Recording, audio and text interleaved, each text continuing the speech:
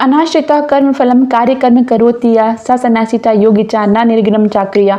यह श्लोक भगवद गीता के 6वें अध्याय का पहला श्लोक है और इस श्लोक का तात्पर्य यही है कि किसी काम को अगर आप कर रहे हो तो उस पर पूरा 100% दीजिए, कोई लालच नहीं। क्योंकि जो ये जर्नी है आपकी पढ़ाई की, यूपीएससी प्रिपरेशन की, वो जर्नी ऐसी है कि अगर आपका सिलेक्शन नहीं होगा तो कहीं ना कहीं जरूर आप चमकोगे।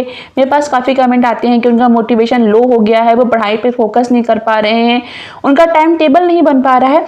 भाई अगर आपसे अच्छा वो कोई जानता आपका टाइम टेबल कैसे बनेगा, आपका टाइम कहाँ खराब हो रहा है, आपका मोटिवेशन कहाँ लो हो रहा है, वो आपको पता है। ये टाइम नहीं है आपका डिस्कशन करने का कि आपका मोटिवेशन लो हो रहा है। आप उठो और पढ़ाई करो और अच्छे से प्रिपरेशन करो, क्योंकि जर्नी अगर जो टाइम है वो चला गया तो फिर से लौट करके नहीं आएगा। और मॉर्निंग के 3 AM हो रहे हैं और मैंने खुद को भी काफ़ी मोटिवेशन स्पीच देकर के खुद भी मोटिवेट हो गई हूँ। सो अभी मैं लगा रही हूँ अपना एक मॉक लेके बैठी हूँ और ठंड बहुत ज़्यादा है। मॉर्निंग के 3 AM पे टेम्परेचर बहुत लो हो गया है। सो मैंने लिया हुआ है एनसीईआरटी की बुक, और एनसीईआरटी की बुक ये ज्योग्राफी की 11th क्लास की एनसीईआरटी है। तो ज्योग्राफी में आपको 4 एनसीईआरटी की बुक पढ़नी है, 2 11th क्लास की, 2 12th क्लास की। सो अगर आपने एनसीईआरटी कंप्लीट कर लिया है और आप सोच रहे हैं कि अब आपको एनसीईआरटी नहीं पढ़नी है, भाई भूल जाओ। मैंने क्लासेस किया हुआ था, वहाँ पे एक सर थे, वो 25 साल से पढ़ा रहे थे। 1997 में उन्होंने पहली क्लासेस की हुई थी और वो बता रहे थे कि वो आज भी एनसीईआरटी रिवीजन करते हैं। जो टीचर इतना परफेक्ट हो और सब कुछ पता हो, बिना बुक के पढ़ा रहा हो, और वो खुद कह रहा है कि मैं एनसीईआरटी से आज भी पढ़ता हूँ, तो सोच लीजिए आपको कितना ज़्यादा पढ़ने की ज़रूरत है। और एनसीईआरटी ऐसे है कि जहाँ का प्रीलिम्स और मेन दोनों कवर हो जाएगा। और आज बहुत दिन बाद बिल्कुल भी कोहरा नहीं पड़ा था, थोड़ी ठंड मॉर्निंग लग रहा कम हो जाएगी। सुबह का हाल चाल लेकर के फिर से आ गई हूँ अपने रूम में और हम यहाँ पे देंगे मॉक देने के बाद एनालिसिस का जो होता है कि पीछे का वो बाद में करेंगे, क्योंकि मॉक देने से आपको ये पता चलता है कि आप किस पानी में हो, कितना प्रिपरेशन हो चुका है। बट एनालिसिस करने से ये होता है, आपको आइडिया मिलता है कि कौन कौन से क्वेश्चन के आंसर कैसे हो सकते हैं। एनालिसिस बहुत इंपॉर्टेंट है, जरूर कीजिएगा। अभी 7 बज रहे हैं और मेरे पास 2 घंटे होते हैं घर का काम करने के लिए और फ्रेश होने के लिए, क्योंकि 9 बजे मेरी क्लासेस फिर हो जाती हैं। तो मॉक देने के बाद जो इसका पीछे का एनालिसिस होता है बहुत इंपॉर्टेंट होता है, ये मैं बाद में पढ़ने वाली हूँ। पहले मॉक देते हैं, इसमें आधे घंटे लग जाता है, उसके बाद एनालिसिस देंगे। और अभी मेरी क्लास हो रही है पॉलिटी की, जिसमें सर पढ़ा रहे हैं राष्ट्रपति और उपराष्ट्रपति शासन, और पूरा इसका आर्टिकल वगैरह काफ़ी अच्छे समझ में भी आ रहा है, मज़ा भी आने लगा है पॉलिटी पढ़ने में। अभी मैं अपना फ्रेश होकर के नहा धो करके आ गई हूँ फिर से अपने स्टडी टेबल पे, और यहाँ पे जो मैं सुबह मॉक दिया था उसका एनालिसिस कर रही हूँ। और PYQ बहुत इंपॉर्टेंट है, मैं फिर से वही कहूँगी PYQ अगर आप दे रहे हो तो जो आंसर है उसको सॉल्व कीजिए। उसके बाद जो 3 आंसर उसके रॉन्ग होते हैं उन पे भी फोकस कीजिए और पूरा वो नोट्स बना लीजिए। तो वहाँ से आपको काफ़ी अच्छे से कवर भी हो जाएगा, रिवीजन भी हो जाएगा, और आपको पता भी होगा कौन कौन से क्वेश्चन ऐसे हैं जो काफ़ी टाइम बार बार पूछ जाते हैं। यूपीएससी आयोग का एक फेवरेट टॉपिक हो जाता है। सो अभी मैं यहाँ दे रही थी अपने यूपी PCS के लिए मॉक में दे रही थी, क्योंकि मेरे यूपी PCS और यूपीएससी दोनों हैं। और क्योंकि जो टाइम है क्लासेस के बाद मुझे टाइम मिलता है, आधे 1 घंटे का बीच में मिलता जाता है, मेरा वहाँ पे सब कुछ कवर हो रहा है। ज्योग्राफी कवर हो रही है, इकोनॉमिक कवर हो रहा है, CSAT कवर हो रहा है, अच्छे से पॉलिटी कवर हो रही है। तो इसलिए मैं थोड़ा मॉक यहाँ पे ज़्यादा टाइम दे पाती हूँ कि जो मुझे टाइम मिला।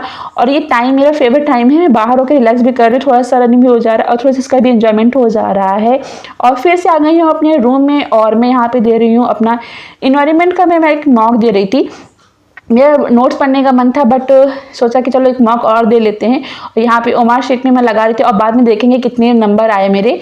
सो अभी मैं कर रही हूँ अपना रिवीजन, डिनर वगैरह कर लिया है मैंने, और यहाँ पे हम करेंगे रिवीजन के लिए जितने भी नोट्स हैं मेरे, वहाँ पे मुझे एक आइडिया होता है कि क्या मैंने प्रीलिम्स के लिए इंपॉर्टेंट पॉइंट टिक लगा लिया है, क्या मैंने मेंस के लिए लिखा हुआ है। और जब आप अपने नोट्स रिवीजन करते हो तो आप अच्छे से कर भी पाते हो, क्योंकि आपके माइंड में कहीं ना कहीं वो चीज़ें आपको याद हैं कि मैंने क्या लिखा हुआ है। सो ये मेरे नोट्स हैं, क्योंकि काफ़ी लोगों की दिक्कत होती है कि नोट्स कैसे बनाएं प्रीलिम्स या मेंस के लिए। तो ये मेरा टेक्नोलॉजी का नोट्स है, यहाँ पे पूरा डायग्राम बना करके मैंने पूरा लिखा हुआ है। और जो टेक्नोलॉजी है वो आपके मेंस में ज़्यादा आएगी, साइंस में वहाँ से क्वेश्चन मेंस में कम आते हैं, लेकिन प्रीलिम्स में साइंस से क्वेश्चन ज़्यादा होते हैं, और जो करंट में होता है टेक्नोलॉजी वहीं से क्वेश्चन आते हैं। और ये मेरे नोट्स है पॉलिटी के, तो यहाँ पे मैंने पूरा अच्छे से लिखा हुआ है, पूरे इंपॉर्टेंट आर्टिकल आप इसको देख सकते हैं, एक आइडिया ले सकते हैं कि कैसे आपको नोट्स बनाना है, कैसे उसको कंप्लीट करना है। तो और इसके बाद मैं आज आपको सारे नोट्स दिखाऊंगी। तो काफ़ी मेरे पास काफ़ी मैसेज आते थे, वो इंस्टाग्राम के हो चाहे यहाँ हो, कि नोट्स कैसे कंप्लीट करें। और बीच में जो मैंने पेजेस छोड़े हैं वो इसलिए छोड़ा है कि अगर कोई चीज़ें मुझे बाद में रहता है कि याद आती है कि चीज़ लिखनी थी, तो उसको यहाँ पे ऐड कर लेंगे। क्योंकि आप बुक्स वगैरह पढ़ रहे हो तो कुछ ना कुछ आपको ऐड करने के लिए मिल जाएगा।